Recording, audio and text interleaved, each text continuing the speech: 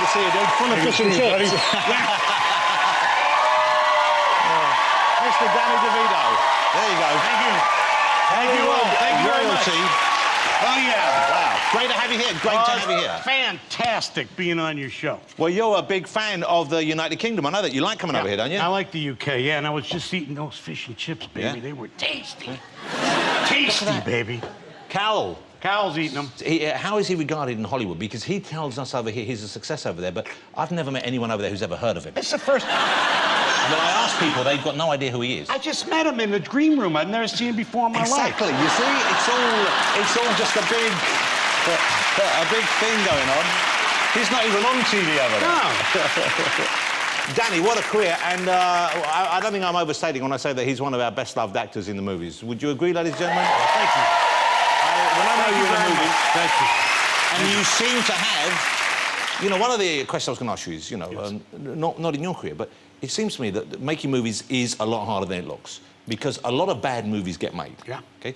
You have, it seems to me, very good taste when it comes to movies. You know how to choose a project. What is it that you have that others don't have? How do you find the movies which... Because you've had hit after hit after hit. Well, the thing about it is, I think it's, like, got to do with your feelings for it, you know. If I'm producing a movie, I go with the passion of the filmmaker.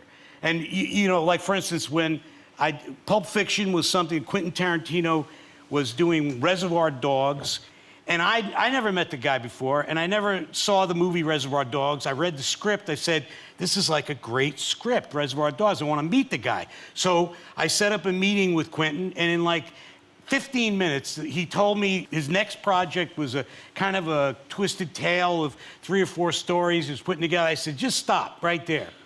I felt like he had this kind of such a commitment to what he was doing. I said, I'd like to make a deal for your next picture. Now, I never saw the script at this time. Just on your gut feeling, my gut and feeling based on with the how guy. he was about films. Right. And a year later, he sent me Pulp Fiction, hot off the presses, and we made the movie, and everybody, you know. Some of the ones you act in as well, you would think on paper, maybe, you know, you can see why it's a weird novelty idea, but you wouldn't think it would necessarily work, and yet they do. I watched 2 movies recently that you made back in, I guess, either late 80s or early 90s, both of which are just kind of crazy and strange, and even now you think, what were they thinking? But they're still wildly entertaining. Twins, right, where you are the twin brother of Arnold Schwarzenegger, and also with Arnold, the really strange movie, Junior. Junior, yeah. In which Arnold gets pregnant. Pregnant guy, yeah. That's the weirdest movie, one of the weirdest movies ever made in Hollywood. Yeah, it's a strange-ass movie, but we love doing it. Man, that's a strange film. Really. And I thought they were setting up a sequel for you to be pregnant. Yeah. No, we didn't. We wound up not doing that because, you know, he went off and did something else. Big action movie or something, yeah. He did this crazy thing with the maid? The governor. Oh, no, okay. the maid. What? He's naughty. What? He's a very naughty boy. Anyway, here's the thing I didn't know about you. I didn't realise, obviously I knew you'd worked with Michael Douglas. Right. And that you were in a movie he produced as well, at least one. Cuckoo's maybe Nest, more than one for the Cuckoo's Nest. But you shared a flat with him before either Danny or Michael had kind of made a name for themselves in the film or television business. You lived together in a flat in New York City. Now that must have been fun, crazy times. Well, yeah, it was in the 60s, and we were both hippies, you know. We were doing, like, a lot of crazy stuff, and... Herbal crazy stuff? Yeah, we were herbalists. Yeah. And, you know, the thing about Michael is, you know, he's very unassuming, really nice guy, and very sweet, but a babe magnet. Yeah, good looking So man. anywhere you went, you could guarantee that there was going to be a little buzz around him, There'd be ladies. Yeah, be ladies. So and did you get to pick up some of the collateral? Yeah. You go, and, you know, it's like, what's that? It's like rugby, you know, the ball comes through and you grab it. So there'd be a scrum around Michael. A scrum, right. And one that maybe didn't make it in the scrum, you'd grab it and run off home. Grab it and run with it, yeah. Before she knew what happened. Yeah. And none of this kicking it down the field either. And then he produced One Flew Over the Cuckoo's Nest. That's right. Which was a breakthrough for you, really, wasn't it? Well, the Cuckoo's Nest, I did the play off Broadway, and then when in '74 we did the movie, Milos directed it, wonderful director, and incredible Nicholson. film. It was the first time I worked with Jack, and it was an experience for me you know, be in the movie. It was such a great movie, and that brought me out to Hollywood. That's where I really wanted to be. And then after that, in '78, Taxi came along. What a great series Taxi was. How many years did you spend doing Taxi? We did 5 years on Taxi. It seems like more, but we did 5 years. That was a fantastic break for me. Yeah. I went in for my audition. I said, I got to get this part. This is like Louis De Palma. This is a great part. I don't know, what am I going to do to make an impression? And I walked in the room, and I looked around. They were all there. It was very scary. You know, when you're an actor, you got to go to that one seat that you got to go in, and they audition you. And I said, I took a chance. I said, I want to know one thing before we start. Who wrote this shit? And I threw it on the table. And then the rest of the day was mine. Yeah. It didn't matter what I said.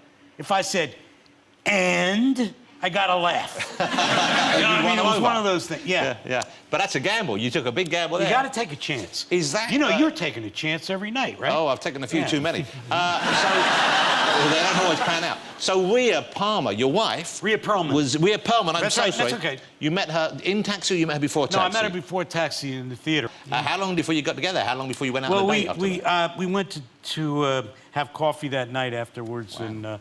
And then I, got her phone number, and you know how it goes. How long ago was that? How long have you been together? That was like 1970. Wow, so you've been together We for were together. We were together 10 years, and then we got married. So you've been together 42 years, 40, in actual yeah. fact. Wow, Yeah. that's incredible. Yeah, that's incredible. By anyone's standards. How you doing? I'm really good. So, Danny, I see a picture of you in New York last week, and I don't know if this was what's going on here. You're out walking a dog. Yeah. The dog's wearing a dress. Isn't that cute? That is very cute. What's going on there? Well, you see, here's the thing. That I was making a movie, but the thing about it was the headline in the article was, if you didn't see the picture, it was kind of confusing because it said, Danny DeVito in New York walking his dog in a dress. That's what I saw. So a lot of my friends says, what are you doing wearing a dress? Out of the house. You usually just wear the dress in the house. Are you okay back there? I'm well. I'm enjoying listening to you. No. Go ahead. All right. Have you got dogs, Joan? No, I have grandchildren. Same thing, right? Okay. That's really good. They all shit on the rug, right? Yes. No, but you have dogs at home as well. I have a long-haired Chihuahua. Don't start with me, you guys. Oh, there's a picture of the beast you have at home. That's it. That's Zorro. Oh. Zorro. Yeah, he's a great dog. He was a rescue dog. You know, he was very tiny when we found him. He was shivering cold under a house, and we looked around for an owner. There was nobody around. He's been with us now 5 years. Wow. He's a great dog. It took a while for him to warm up to folks. You know, he thought he was going to be taken away or something. I don't know. He was just very terrified. And I have a friend who's from Mexico, and he thought he was going to bond with the dog. And the dog would not let him near him. He came, every time Leopoldo would come over to the dog, Zorro would just growl at him and like snarl at him and say, okay, take it easy. Maybe it's, he is a Chihuahua. You are a Mexican. Yeah. You know what I mean? Maybe he's got some. And then finally, after 3 or 4 days, Leopoldo leaves. I was in L.A. We were all in L.A. He calls me from New York. He says, I just arrived in New York, but I realized I finally bonded with Zorro. And I said, why? He said, because he took a shit in my suitcase. He's a lovely dog, really. And Danny, I was recently, I was just talking to Joan about Dynasty. Of course, one of the... Dynasty. Well, we say Dynasty. I know. You say Dynasty, I say Dynasty. Yeah, I say Dynasty, too. You say Dynasty? I say Dynasty, What's the Dynasty? This is, they're English. Okay. Okay. Can I just remind you that you are both in England right now, okay? Okay, but that was a great period of TV. And, of course, Taxi was, I think, predated that a little bit. What an incredible series Taxi was. I've been rewatching some of those recently. Oh, yeah. It was a special time in your life, I imagine. Yeah, it was absolutely a beautiful time. I loved it. It was 5 years, great show. Everybody was really close, a lot of fun. And that was your first big taste of celebrity, of fame on that level? Yes. Okay, how did that affect you? What was it like? Were you crazy? Did you do the partying? Did you enjoy it? Like, what are you talking about? It was Yeah, it was the early 80s. Okay, but what kind of wildest was it? Because Andy Kaufman, who I'm slightly, not obsessed with, but very, very interested in, as most people are, because a brilliant, unique talent. Yes. Died far too young. He did. We all died far too young. I love that Twins movie. Oh, thank you. I've seen it about 3 times. It was so hysterical. Yeah. Did you ever feel, well, obviously you did, but Arnold's forearms were unbelievable. I presented some awards with him at the Oscars, and I just went like this, and it was like touching a steel bar, a big steel bar. Amazing. Yes. You saw that? Yes, I marvel at it. Yeah. Yes. Did you spend... I mean, you're really into steel bars, aren't you?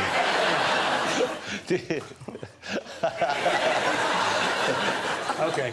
You know, one of the big stars that period as well, another guy who I always think of as being a similar performer in some ways to Kaufman was Robin Williams, of course. Yes. You were friends with him at that time as well, I think? friends, yeah, Robin. I remember when he started Mork and Mindy. We used to go down. We lived... Well, actually, our show was on stage 25. He was on 27. So we'd all go down. We heard about this amazing guy, and he was amazing, an amazing, amazing talent. We're very sad that he's gone. And... But he was dangerous because Robin was very funny. Once we went swimming, there was a swimming pool at somebody's house, and I was sweltering hot. I just dove in the pool, and I don't swim very well, and he started telling jokes, and he almost killed me in the deep end. It was he really was a fantastic guy, and if you want to see him in a great... I did a movie called Death to Smoochie with him. And he is amazing at it. He plays Rainbow Randolph. He's fantastic. Well, you directed him in that, of course. You directed that. Did you prefer directing to acting? I mean, it must be a very different experience. It's kind of different experience, but I enjoy both. I mean, I'm an actor, and but I like doing, the movies I've done. I love doing it. Tim is a great director, and it was a really great experience. I did have a close encounter on one day. There was I don't know if you remember the scene. This was one of my favorite days because I just like... There's a scene in the movie where a monkey brings the penguin a note from Batman. So he climbs down these... There's a long staircase built in the set. And Tim, I'm in costume with all the, all the fat suit and the this and the that and the hat. Hands. This whole thing. And he says, come and watch the monkey, because the trainer is doing the thing with the monkey. So the trainer, one guy is down at the bottom, and the other guy's way at the top. And the guy at the top says, okay, and I'm watching, Tim says, watch the way he does it, because I want you to be the guy at the bottom taking the note from the monkey. So I say, okay, watch the thing. And the trainer gives the monkey the note. They make some kind of sound. The monkey comes down the steps, looks around, hands the trainer the note. Fine. They did it twice. I said, okay, I can do that. So now I go to do it. Cameras are rolling. I'm over it. Now, you see, I'm in the character. I got drool I've got black drool coming out of my mouth, and I'm going, and I'm looking up at the monkey, and the monkey comes down the steps with the note. Everything's going great, and he leaps at my balls. And latches on. Thank God I had the suit, the big, it was all full of like these little, I don't know, padded beads things. I don't know what they made it out of. The guy had to rip the monkey off of my crotch. It was really horrifying. He's grabbing, and I'm going, holy shit, this is curtains.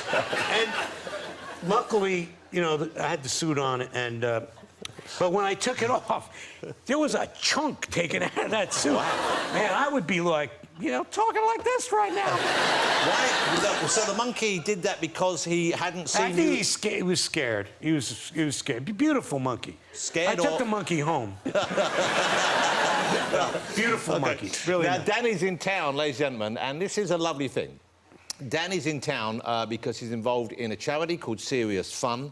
It's a charity in honour of, partly founded by, I believe, Paul Newman. Or That's right. That. Paul Newman. Big charity gala here in town. Tell me about this charity, because it's a lovely thing. The idea is, I got involved with it a few years ago. Paul was really giving. He was a guy who cared about kids and cared about their well-being. And this camp is... basically all for kids who were born with major physical disabilities. They were born with like things like half a heart, or somebody, this part of them doesn't grow, or there's immune deficiencies, there's lots of cancer, there's all kinds of stuff. Paul's idea was that these kids should have a chance to be children instead of patients, because from the time they're born, they and their parents go through this horrendous daily, weekly, whatever it is, medicines, needles, tests, operations. So he started this serious fun camp. He started as, it was called it was the Hole in the Wall, which was taken from the Butch Cassidy and Sundance Kid stuff, and then it became the Painted Turtle, and now it's called the Serious Fun Camps. And every year, thousands of kids all over the world go free of charge to a camp in the summer, and they get to do things like zip line and ride on, swim and walk in the woods and do all kinds of camping things, and they learn, and they sing and they perform, and they get to live a really great 3 months of their life, because the rest of it is pretty tough. And it's also for the parents too. The parents, and it's free of charge. Nobody pays anything. They go. We pay for it with our generosity to this organization.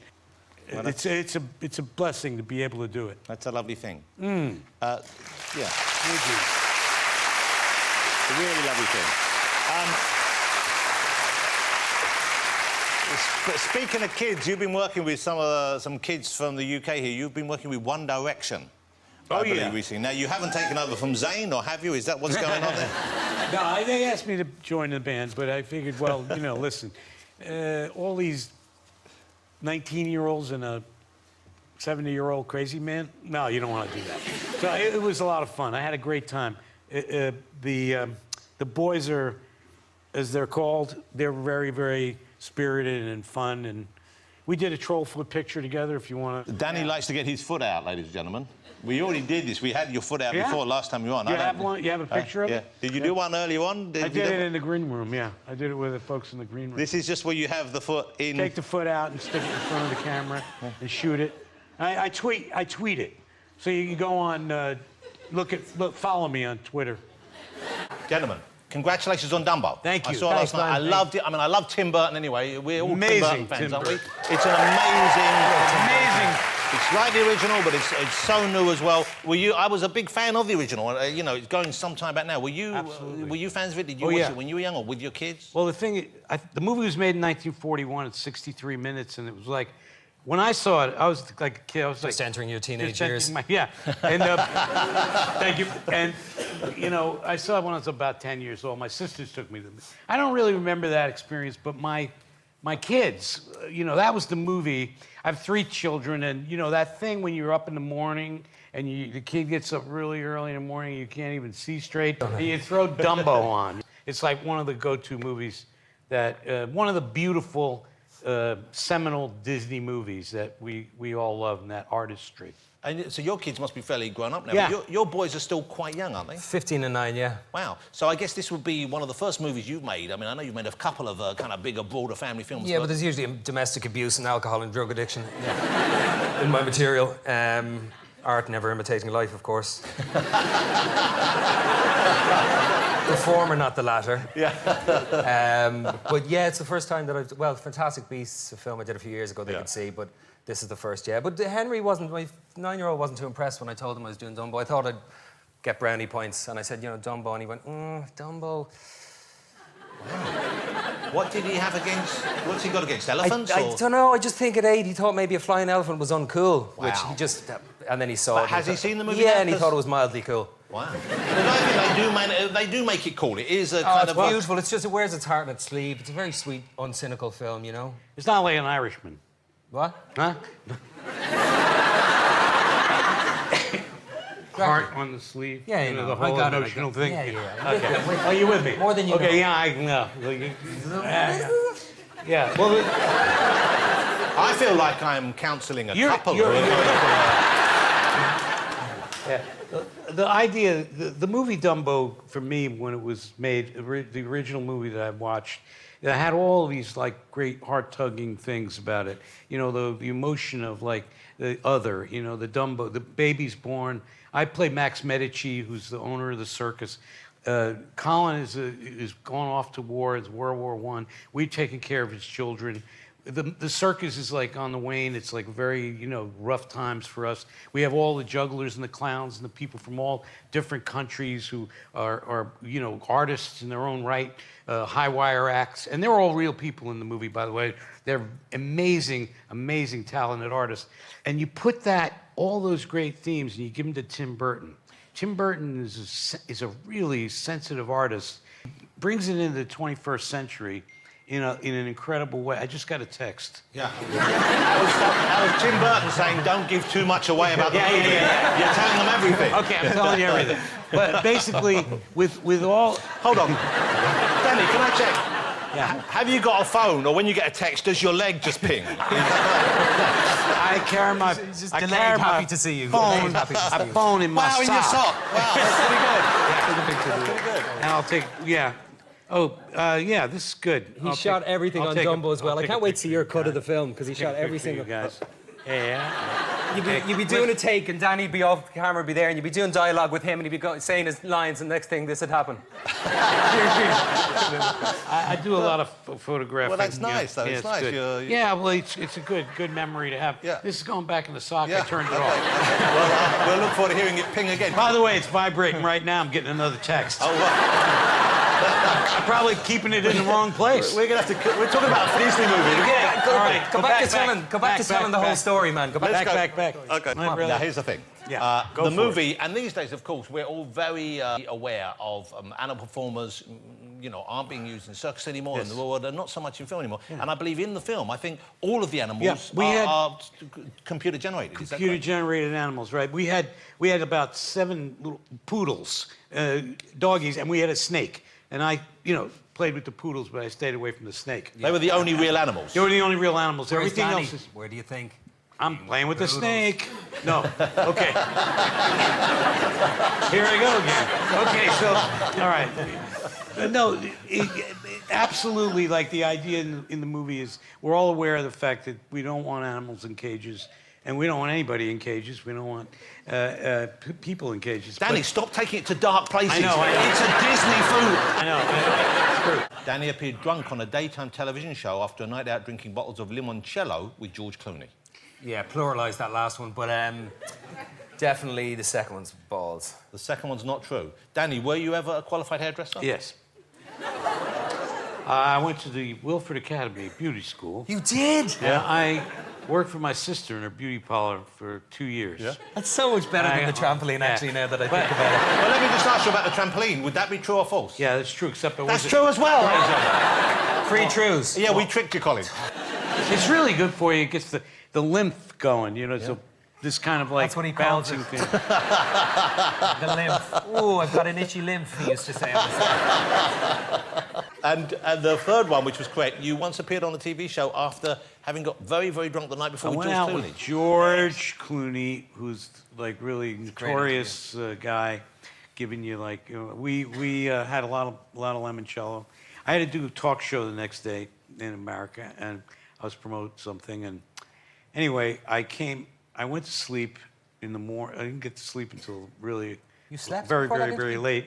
Yeah, and I slept in the morning. I took a shower. How long did you sleep for, do you think? A couple hours. Oh. I took a shower, went on the show.